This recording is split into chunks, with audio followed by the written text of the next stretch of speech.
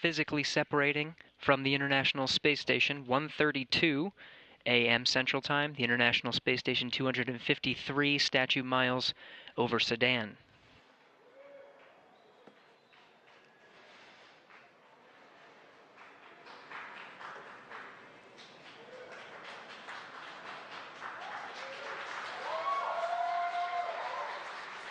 Houston Station, space ground to ISS thrusters enabled. Copy.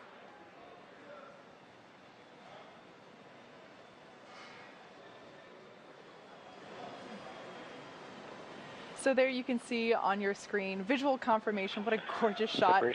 Dragon has undocked from the International Space Station, and we are beginning the departure.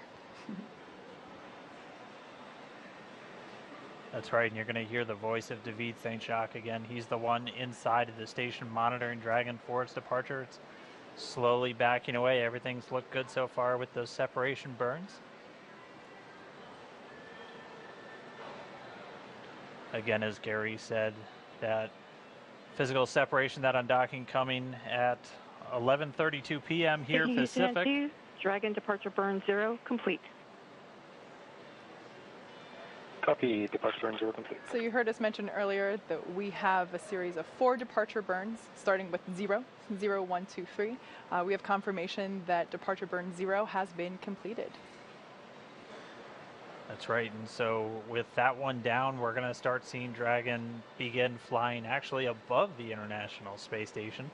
And then coming up in just a couple of minutes, departure burn 1, the second departure burn, will be coming. That should be in about 4 or 5 minutes from now. And so we're going to see Dragon just kind of swing its way over top the space station and eventually fly out of both the keep out sphere and the approach ellipsoid.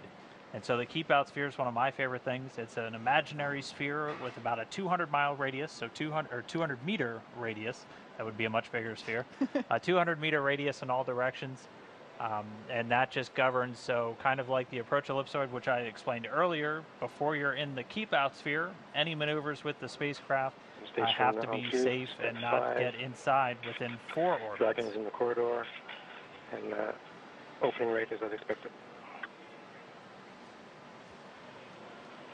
Copy.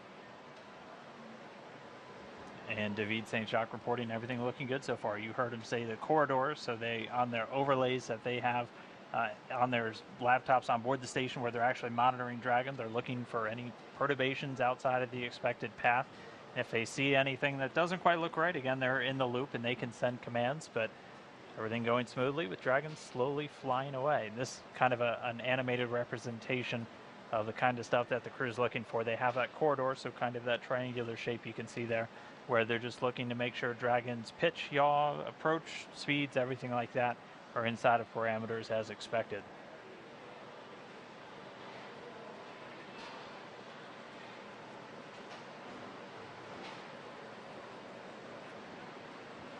In that shot right there, you can see that the nose cone of Dragon is still open. Unlike our CRS missions, we actually maintain that nose cone. We will be closing it prior to Dragon's re-entry. Copy, 0.55.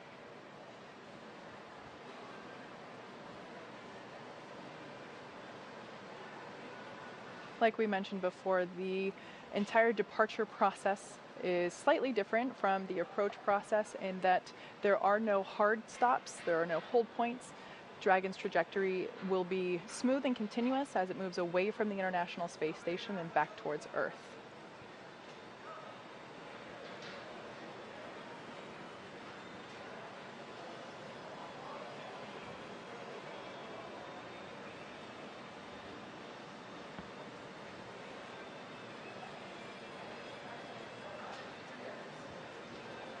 And we should be just about 2 minutes or so away from departure burn 1, and that'll be the second of 4 that we're going to be expecting today. And it's actually only going to change Dragon's speed by about 0.6 meters per second. So we're talking very small changes in the speed of the vehicle just to get it away from the space station. But as we talked about a lot during the docking broadcast a little bit earlier this week, keep in mind, Dragon and Space Station are flying at over 17,500 miles an hour right now relative to the Earth. So they're still traveling at these enormous velocities, but then you have these very small thruster firings to barely change the speed of the vehicle. And within just a matter of minutes, you're kilometers or miles away from each other. So That's a great point. It's really easy to forget that with views like this where everything seems like it's just standing still, but in fact, everything is moving incredibly fast.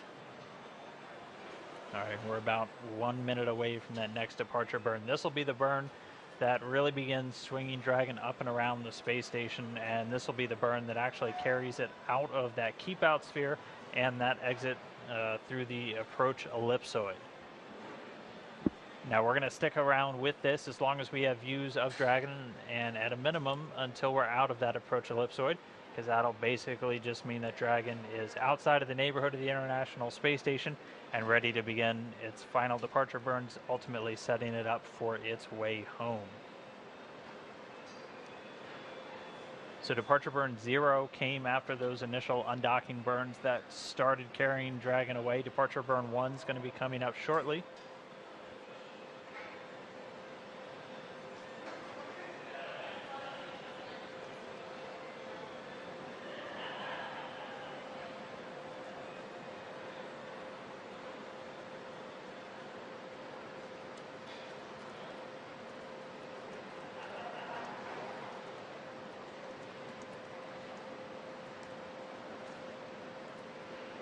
Station Houston and 2, departure burn 1 completed successfully.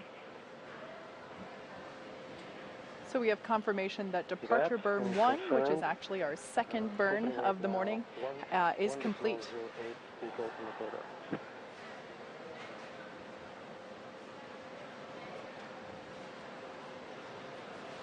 Copy, and Dragon is outside of the keep out sphere.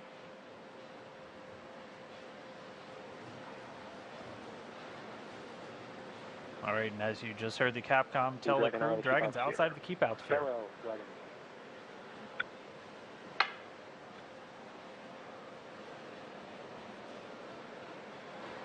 So that means at this point, Dragon's already more than 200 meters away. The next big milestone for it is when it actually gets outside of that approach ellipsoid, which again is an oval about 2 kilometers in height, so Dragon will be a little over 2 kilometers probably away from the space station by the time it exits that. And we're going to continue to follow along and watch. Once it's actually outside of that approach ellipsoid, it'll do another departure burn number 2. That's the third of 4. And that begins sending it back down underneath the International Space Station because, as Kate talked about a little bit earlier, once Dragon jettisons its trunk prior to the deorbit, we do want to make sure that it's below the space station's altitude. So that'll be coming up in a little while. But Dragon continuing to fly free. Look, everything looking good so far.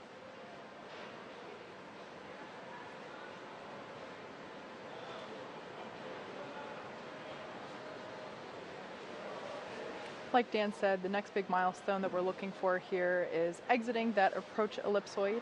We're expecting that to happen at 11:48 p.m. Pacific, which is in about 8 minutes from now.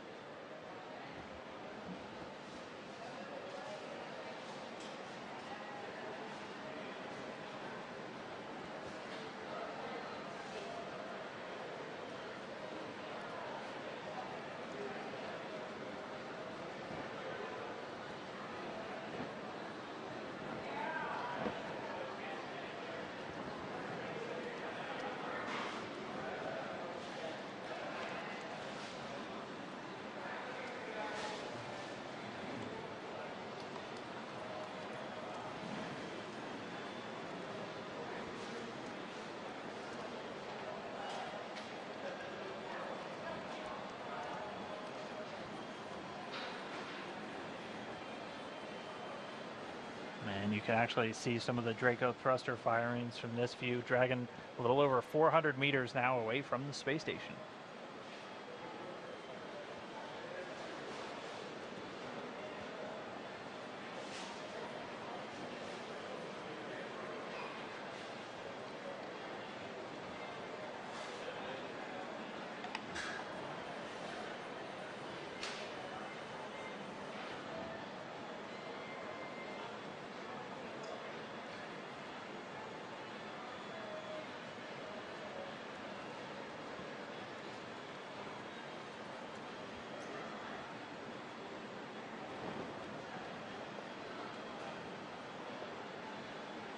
So just in case you've just tuned in, we are currently watching Dragon as it departs from the International Space Station.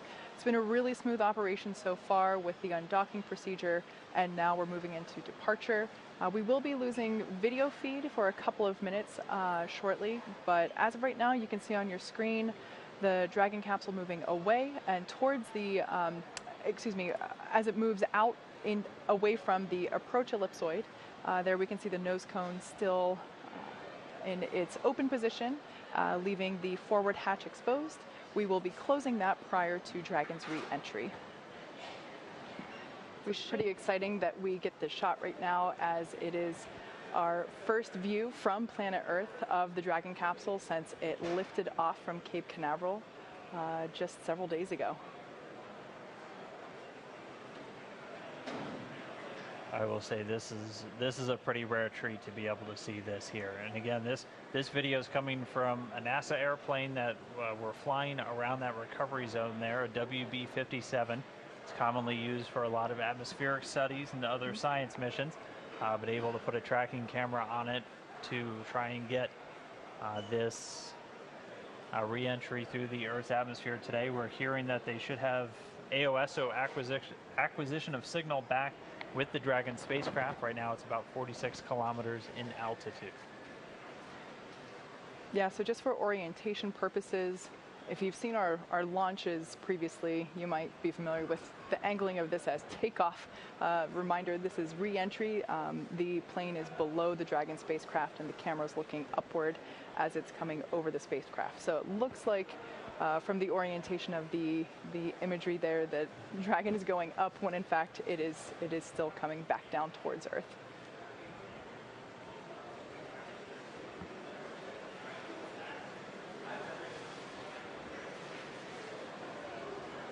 And again, just keeping you on the timeline, so we actually acquired signal about a minute ahead of when it was expected, where we're going to be looking for those initial drogue chute deployments at about 41 minutes after the hour. So after Dragon gets a little bit lower down, we're going to be keeping an eye out. You're going to see the drogue chutes deploy initially, followed by those 4 main parachutes, much larger and able to slow the vehicle down for a much softer splashdown in the ocean.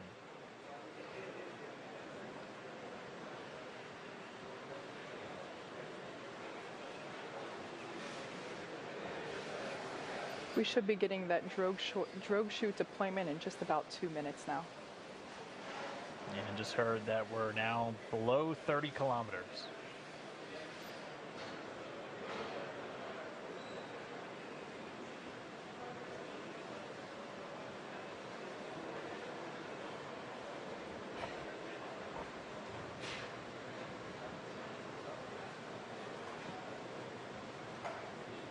And if you're just now tuning in, this is Dragon. This is Dragon coming home. This is from a camera on board a chase plane there at the landing zone over the Atlantic, about 200 or so nautical miles off the coast of Florida. We're under 30 kilometers, continuing to descend. The next milestone we're going to be looking for is parachute deployment.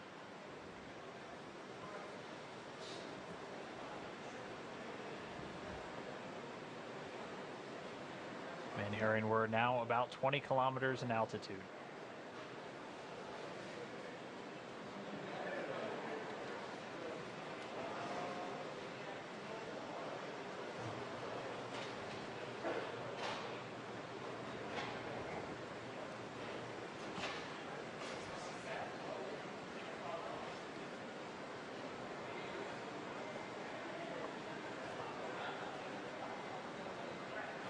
The Dragon spacecraft continuing to descend. It's now subsonic, so already starting to slow down thanks to the aero braking, basically slamming into that Earth's atmosphere, causes a lot of friction and allows the vehicle to eventually reach its terminal velocity, basically. And then those parachutes are going to kick in.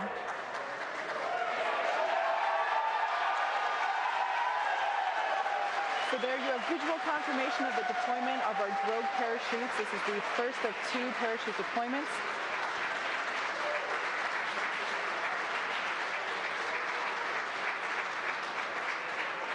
So those drogue chutes do the initial slowing, and then they're ultimately going to pull out the 4 main parachutes responsible for really slowing the spacecraft down prior to that splashdown. You can hear cheering here at SpaceX headquarters as the employees that have gathered around our Mission Control Center are sharing the same view as you. What a gorgeous shot of Dragon coming back down.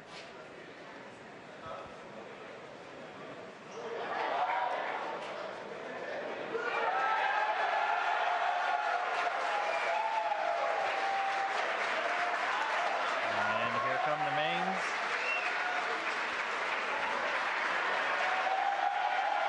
Over the next few seconds, we will see those main parachutes exactly like that begin to expand as they capture more air, further decelerating the Dragon vehicle down to the Atlantic Ocean.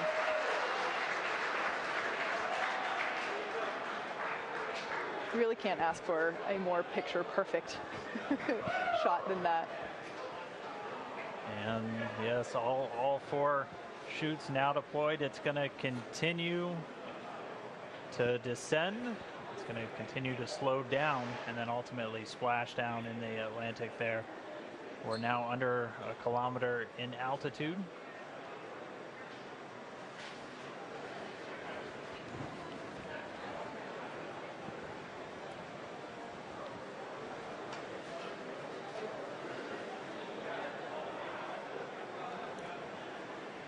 Just about 750 meters to go.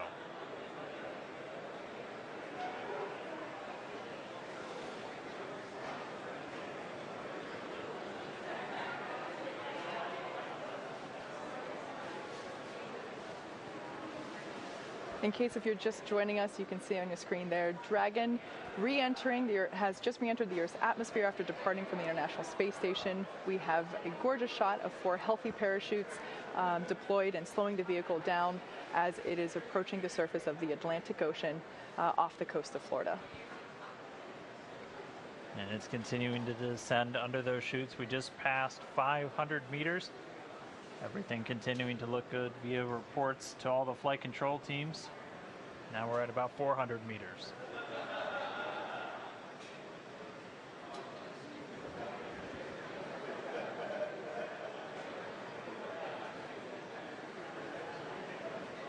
And just passing 300 meters, continuing to descend. We might be right on time. We were planning on splashing down at about 5:45 a.m. Pacific, and we're getting real close to that bingo time. Just past 200 meters.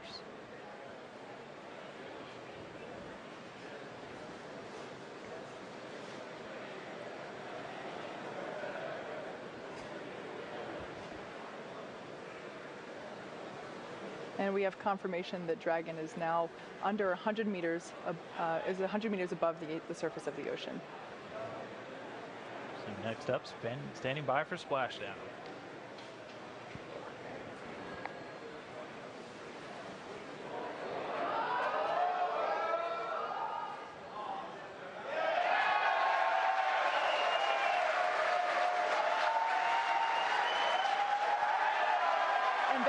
Confirmation of splashdown.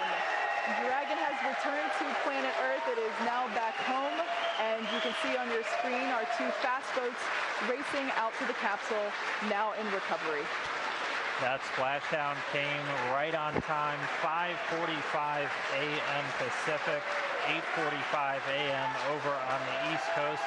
The teams that have been ready and waiting, they were staged just a few nautical miles away. They're going to start moving in now. You can see those 2 fast approach boats already speeding their way towards the capsule.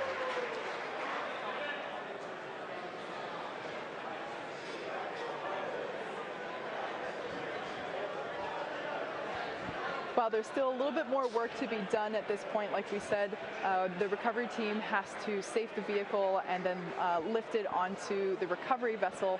However, obviously by the excited cheers here at Mission Control, the splashdown is an enormous event for us in terms of the safe re-entry, or excuse me, the safe return to Earth from the International Space Station. That's right, and you'll notice 2 boats on their way. 1 boat actually responsible for beginning to safe the vehicle and get it ready to go up onto the boat. The other one's going to go off and collect those parachutes as those 4 main chutes actually get jettisoned away from the spacecraft as soon as the vehicle detects that it's splashed down in the water. But if you missed it, I'm really sorry, because that was really cool to see. But Dragon did splash down at 5:45 a.m. Pacific time, 8:45 a.m. over there on the East Coast, where they're now moving in on a Dragon spacecraft in the water, ready to recover it. Exactly. So like we said, the recovery team has been ready and waiting for a Dragon splashdown. It's been quite the morning, evening. Dan and I have been here since yesterday night, bringing you coverage from Dragon departure from the International Space Station now all the way down to splashdown. So it's a great next milestone, and we are excited to bring you coverage of the recovery operations as well. But we have a few minutes before that happens, so we're going to take a break momentarily, and we will continue bringing coverage as the recovery operations progress.